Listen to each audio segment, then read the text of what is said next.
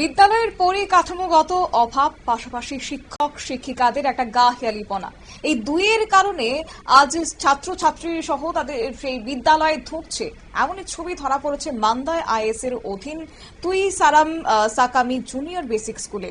বিশেষ করে স্কুলটিতে ইনচার্জ সহ মোট ৩ জন শিক্ষক শিক্ষিকা রয়েছেন। ইনচার্জের নাম অবশ্য চৈত্র দেববর্মা। প্রতিদিনই স্কুলটি দেরিতে খোলা হয়, যে সময় দেওয়া হয় সেই সময়ের অতিক্রান্ত হওয়ার পরই স্কুলটি খোলা হয়, এমনই অভিযোগ অভিভাবকদের পক্ষ থেকে উঠে এসেছিল দীর্ঘদিন ধরেই। এবং সেক্ষেত্রে জানা গেছে 31শে জুলাই অর্থাৎ আজ স্কুলটিতে গিয়ে দেখা যায় 8:21 সময়ে স্কুলটি খোলা হয়েছে। কবিতা দেববর্মা নামের একজন দিদিমণি 10 দিনের ছুটি শেষ করে আজ জয়েন করতে এসেছেন। বাকি দুজন আসেননি, তারা আসবেন কিনা সেটাও তিনি জানেন না। আর যদি তিনি আজ না আসতেন তাহলে স্কুলটি বন্ধ থাকতো কোনো কারণ ছাড়াই। আর দেরিতে খোলার ফলে স্কুলের যে ছাত্রছাত্রীরা রয়েছে তাদের পঠন পাঠন কিন্তু রীতিমতো লাটে হচ্ছে, এমনই অভিযোগ করছেন অভিভাবকরা। বিশেষ করে তারা স্কুলে এসে স্কুল বন্ধ দেখে তারা পুনরায় বাড়িতে চলে যেতে বাধ্য হচ্ছে। গোটা বিষয় নিয়ে কি রয়েছে বক্তব্য শোনাবো। তারপরে আর দুইজন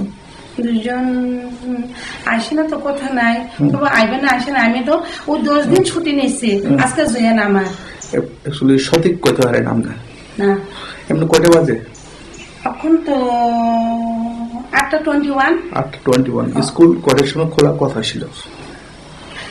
স্কুল তো 7:45, তবু তো 8টা। কতজন আছে এখানে স্টুডেন্ট কতজন আছে? 10 জন।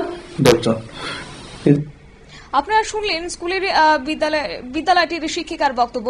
অবশ্য একদিকে স্কুল যেখানে শিক্ষক শিক্ষিকারা তাদের একটা গা হেয়ালিপনা মনোভাব, অন্যদিকে স্কুলটি পরিকাঠামো, স্কুলটি বিদ্যালয়ের মিটার বক্স বিপজ্জনক অবস্থায় গ্রিলের মধ্যে লাগানো রয়েছে। স্কুলের সিলিং ভেঙে পড়েছে, মাঠে ঘাস লেংড়া উঠে অপরিষ্কার রয়েছে এবং এলাকার গবাদি পশুর বিচরণ ক্ষেত্র হয়ে উঠেছে এই স্কুলটির। এইভাবেই চলছে পাহাড়ি এলাকার স্কুলগুলো। নিয়ে নিচ্ছি ছোট্ট একটি বিজ্ঞাপন বিরতি, সঙ্গে থাকুন।